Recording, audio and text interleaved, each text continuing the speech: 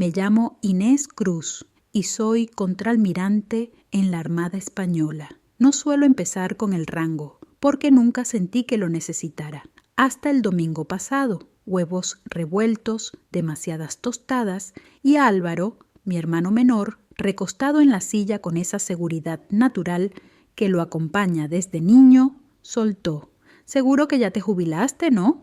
Él siempre ha sido así, el que ilumina una habitación con solo entrar, el que cuenta historias moviendo las manos como si dirigiera una orquesta, soltando nombres importantes como quien lanza monedas a un pozo de los deseos. En cada comida familiar, Álvaro ocupa la cabecera, como si el mundo se organizara alrededor de él y nadie nunca lo cuestiona. Yo soy 2 años mayor, pero siempre parecía ir por detrás. Él fue el niño dorado, el líder nato, el centro de atención. Yo, la silenciosa, la que servía el café, recogía los platos, sonreía sin hacer ruido, y a nadie le molestaba que no fuera el centro. Al menos así me veían. Aquella mañana, don Manuel, nuestro padre, comentaba sobre política internacional con su tono habitual, mientras Sofía León, la esposa de Álvaro, se reía de sus anécdotas como si fueran nuevas. Álvaro, impecable en su uniforme, zapatos relucientes, medallas perfectamente alineadas, hablaba sobre presencia de mando mientras se servía zumo. Yo no me quité la chaqueta. Entonces se giró hacia mí con esa sonrisa suya. ¿Sigues con esa vida tranquila en Valencia? El mismo tono burlón de siempre. Suena ligero, pero duele. Respondí como siempre: sigo trabajando. Nadie preguntó qué significaba eso. Sofía, suave como siempre, añadió: la verdad, Inés, a veces se me olvida que sigues en la Armada. Eres tan discreta. Asentí, tomé un sorbo de té. Nadie lo dijo con mala intención, pero ahí estaba otra vez. Esa forma sutil de minimizar mi historia, de plegarla y guardarla como si no importara. Mi padre soltó su frase de siempre. Siempre dije que tenías cabeza, pero nunca el empuje para mandar. No es nada malo, hija. No todos están hechos para eso. Y así, mis 27 años de servicio quedaron reducidos a una sonrisa condescendiente y una rebanada de pan tostado. Nunca preguntaron, nunca quisieron saber, porque saber significaría replantear los papeles que todos habíamos aceptado desde hacía años. Álvaro era la estrella, yo la sombra, pero las sombras solo existen cuando hay luz y yo he pasado toda mi carrera aprendiendo a controlarla. Siempre creyeron que trabajaba en apoyo, que pasaba mis días archivando informes, gestionando logística o presupuestos en alguna oficina segura y sin importancia. Álvaro una vez bromeó que yo era la versión humana de una hoja Excel. Él se rió, yo no lo corregí. La verdad es que en mi primer despliegue pasé semanas enterrada 3 pisos bajo tierra, sin ventanas ni relojes. La única mujer en una sala donde todo se hablaba en claves cifradas. Cartografiábamos movimientos enemigos, detectábamos contratos disfrazados de acuerdos comerciales. Seguíamos embarcaciones que, según el mundo, no existían. Yo tenía 25 años y muchas veces era la única que detectaba el patrón antes de que ocurriera la brecha. Nunca llevé medallas, llevaba auriculares, no daba órdenes, daba alertas. Cuando algo se movía en el Pacífico sin explicación, venían a mí. Una vez evité una escalada militar trazando una señal falsa desde un satélite civil defectuoso. Nunca salió en las noticias. Ese era el objetivo.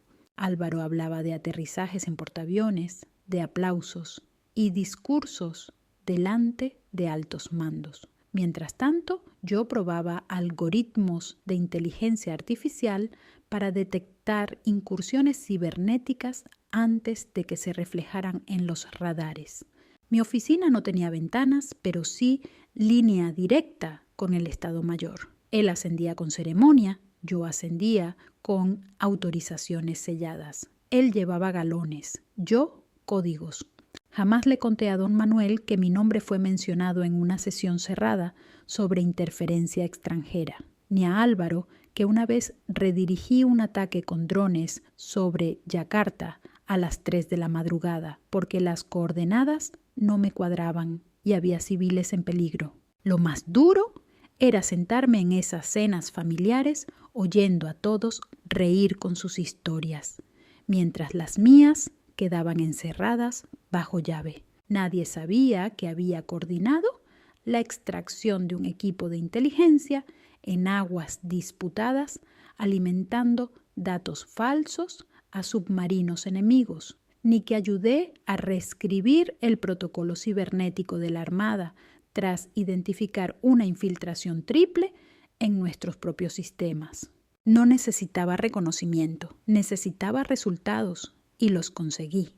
Cada vez que una crisis se desactivaba sin convertirse en noticia, sabía que mi equipo había cumplido. Formé a analistas. Hoy lideran sus propias células. Oficiales capaces de tomar decisiones difíciles sin vacilar, cuando no hay tiempo para esperar órdenes. Jamás preguntaron qué hacía realmente, ni una sola vez. Les bastaba con la versión de mí que los hacía sentirse más grandes, más importantes, más heroicos.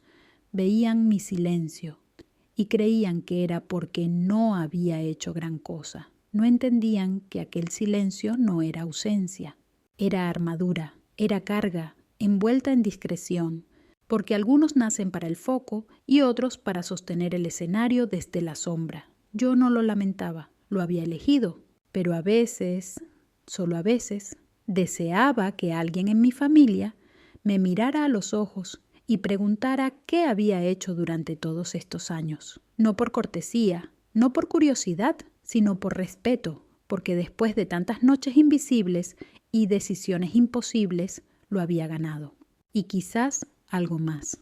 El sobre llegó un jueves por la tarde, entregado en mano, sin marcas, solo una línea escrita en la portada, solo para Cruz. Lo abrí en mi escritorio, bajo la tenue luz de una lámpara que había iluminado más reuniones de madrugada que amaneceres. Dentro, un dossier con códigos de seguridad y etiquetas operativas que conocía como el reverso de mi mano. La primera página lo decía todo.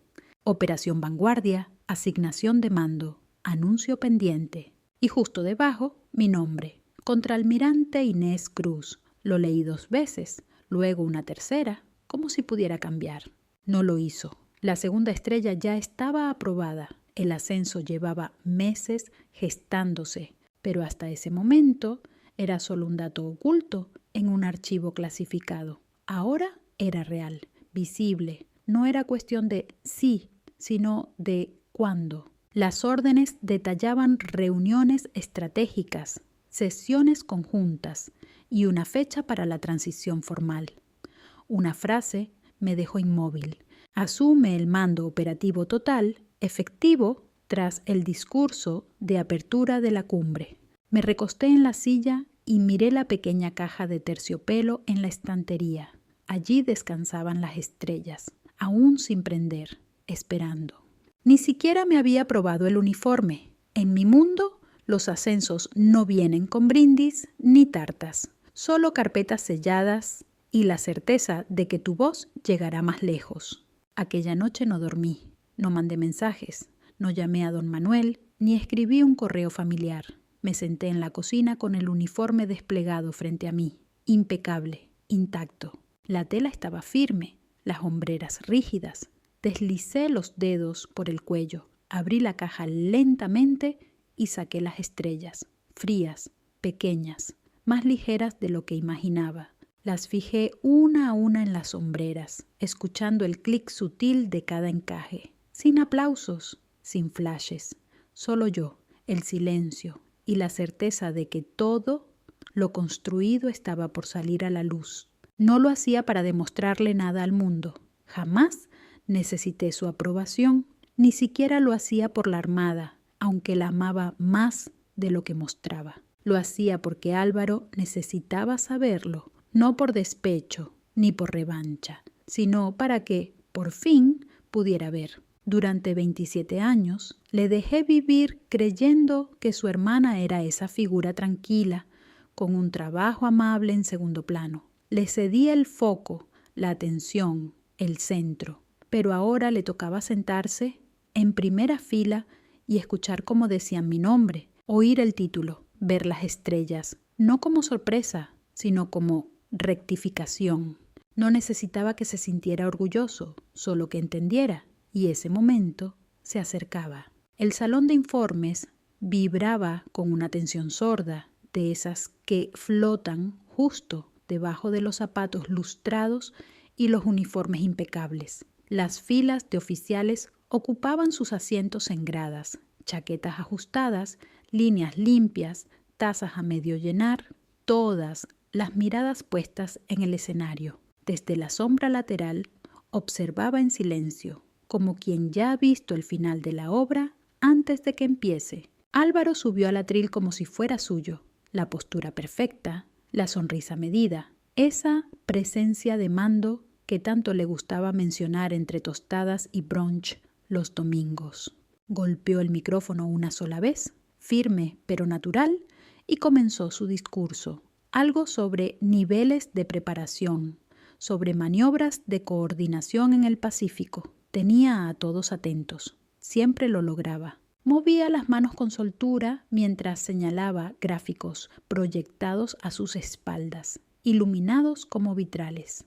Hablaba con seguridad sobre lo ágiles que eran sus equipos, lo dispuestos que estaban a respaldar a quien asumiera el mando. Su tono dejaba entrever que ese alguien sería él. Algunos oficiales asentían con aprobación. Uno incluso soltó una pequeña risa cuando Álvaro hizo una pausa dramática. Estaba dominando la sala y lo sabía.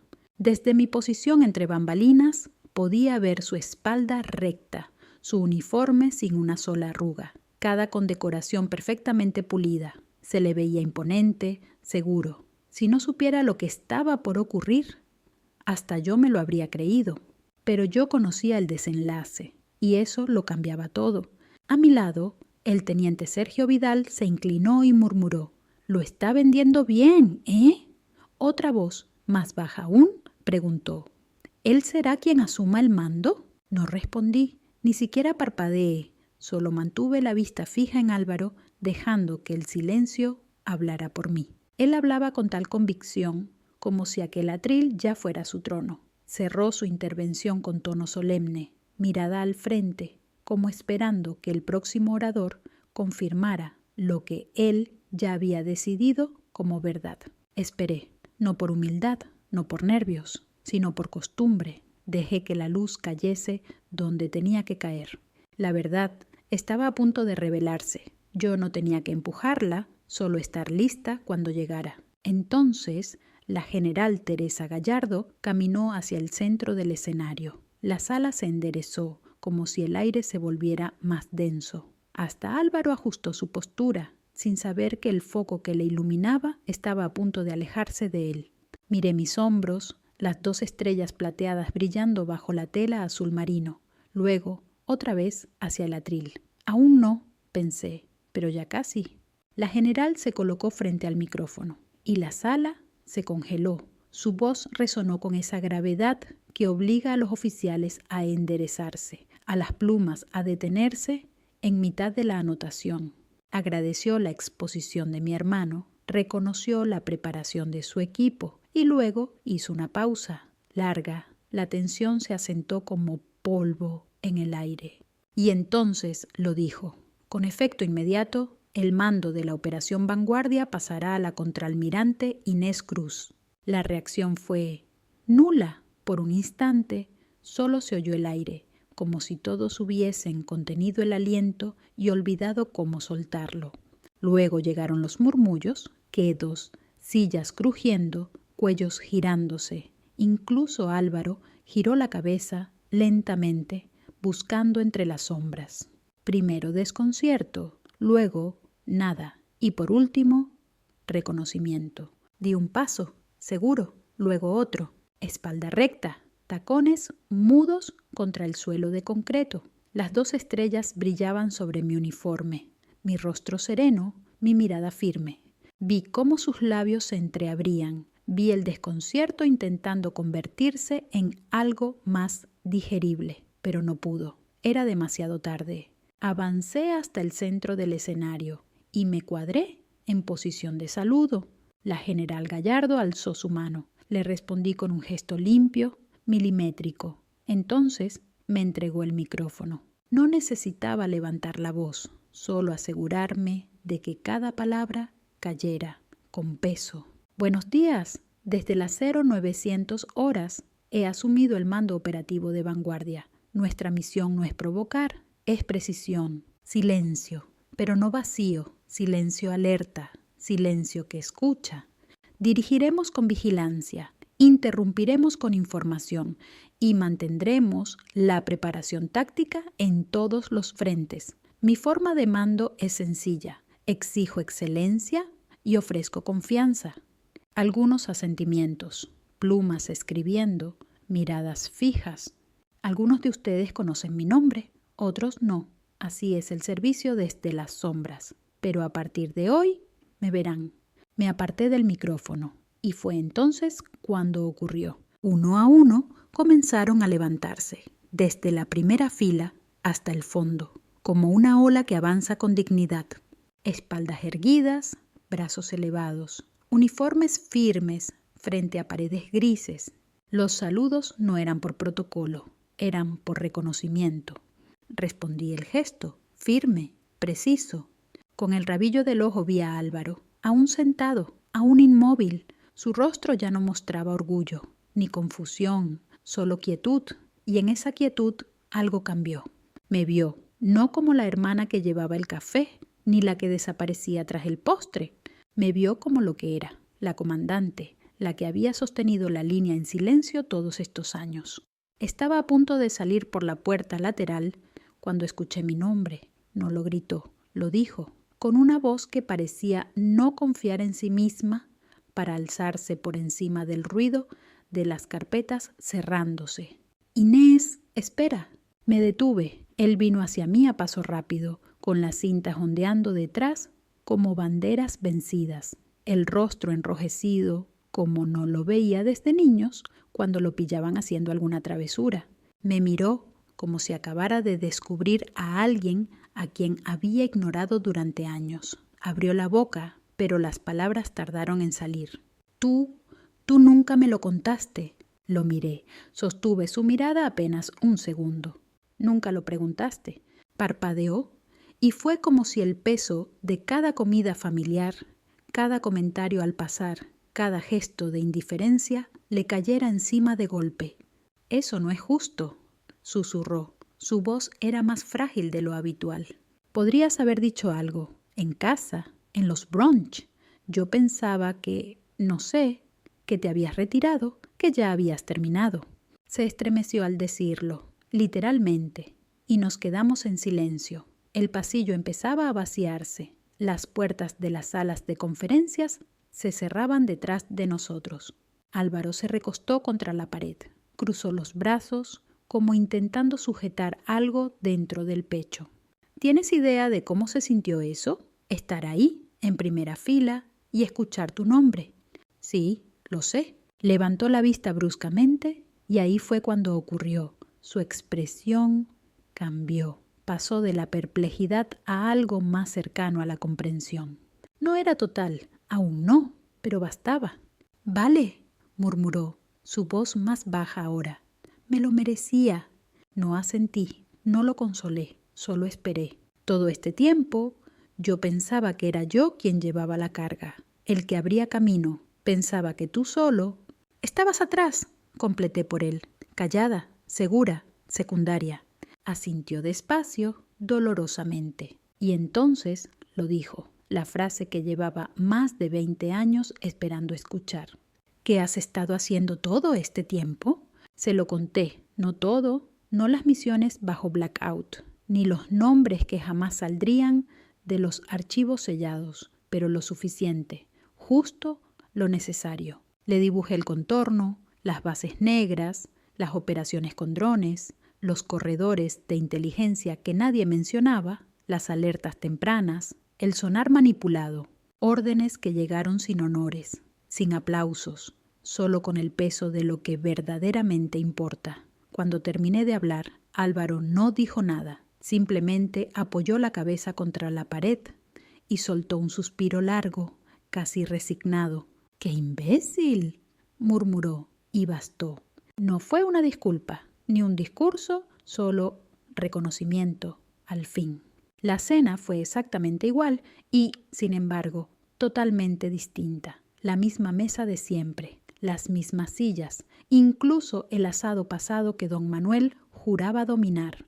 Álvaro pasó el cuenco de puré sin pronunciar palabra. Sofía León sirvió el zumo. Nadie mencionó la cumbre, pero había algo en el aire, un cambio. Por primera vez, nadie me interrumpió.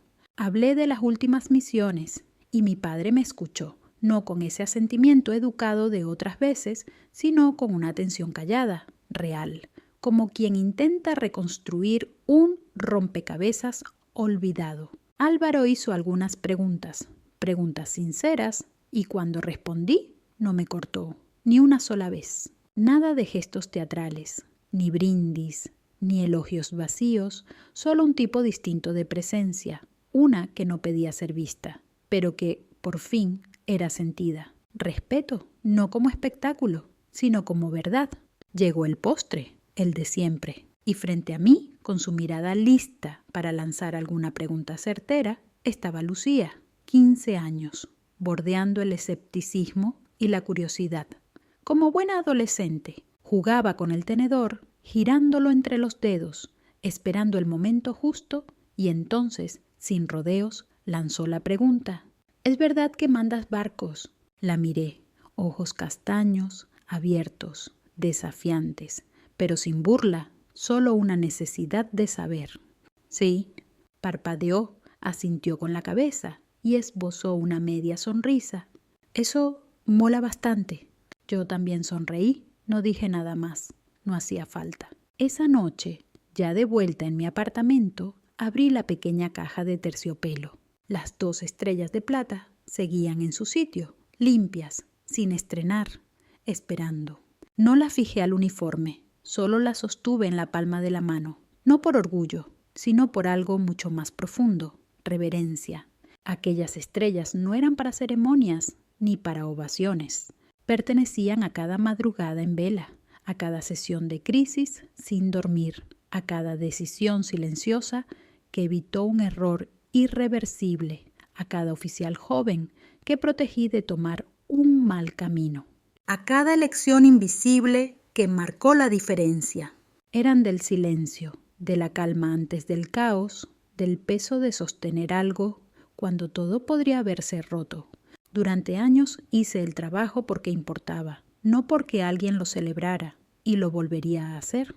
Pero sentada en esa quietud, entendí que algo había cambiado.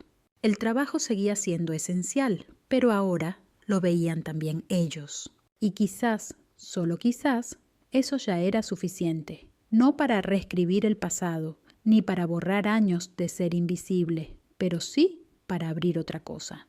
Un principio nuevo, no solo para mí, también para ella, para la chica del otro lado de la mesa, que aún está descubriendo en quién quiere convertirse.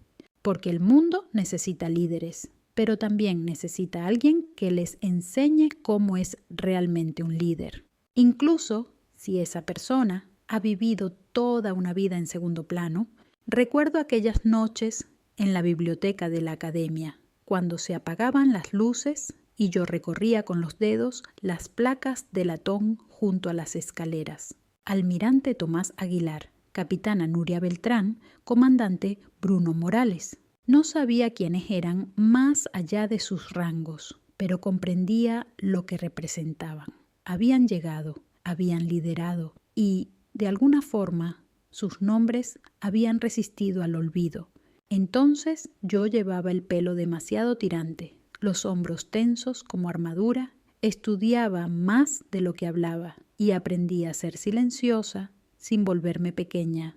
Durante mucho tiempo pensé que si lograba desaparecer dentro de la excelencia, contaría más. No para el mundo, sino para la misión Tardé años en comprender que el liderazgo real no se construye con ruido, se construye con claridad, con la firmeza de quien se mantiene en pie, cuando nadie está mirando, con la capacidad de tomar una decisión difícil antes de que los demás se den cuenta de que hay que decidir algo, con la fuerza de absorber la presión sin dejar que se filtre hacia quienes tienes que proteger. El mundo aplaude lo que brilla, los titulares, los focos, los discursos grandilocuentes. Pero el trabajo que evita que todo se derrumbe, ese no suele tener ovaciones. Vive en las madrugadas interminables, en las alertas tempranas, en los planes que ojalá nunca haya que ejecutar, en los momentos de presencia real, no de exhibición.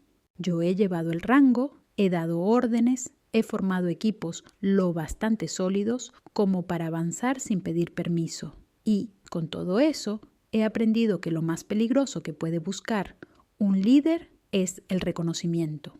Lo que realmente importa es la línea, esa frontera invisible entre el caos y el control, entre el conflicto y la diplomacia, entre lo que se supone y lo que es. Sostener esa línea no es cuestión de ego, es cuestión de responsabilidad.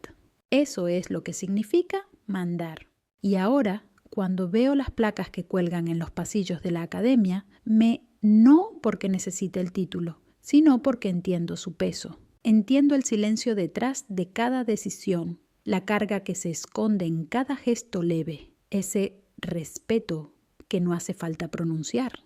En la última comida de Acción de Gracias, cuando preguntaron a Lucía qué quería hacer de mayor, ella se encogió de hombros y dijo, quizá comandante como la tía Inés. Y don Manuel sonrió, no dijo nada, solo eso, una sonrisa tranquila y orgullosa. Y entonces pensé, quizás esto sí que es un legado, no una ceremonia, no un estatus, una herencia silenciosa, transmitida sin necesidad de instrucciones. Por eso, guardo las estrellas en su caja de terciopelo. No están ocultas, tampoco exhibidas, solo en reposo, porque esas estrellas no son solo mías, pertenecen al silencio, a todos los líderes invisibles que mantuvieron el equilibrio cuando nadie les dio crédito, a cada mujer que estuvo preparada en la sombra, esperando ese momento, el de avanzar al frente, y cuando ese momento llega,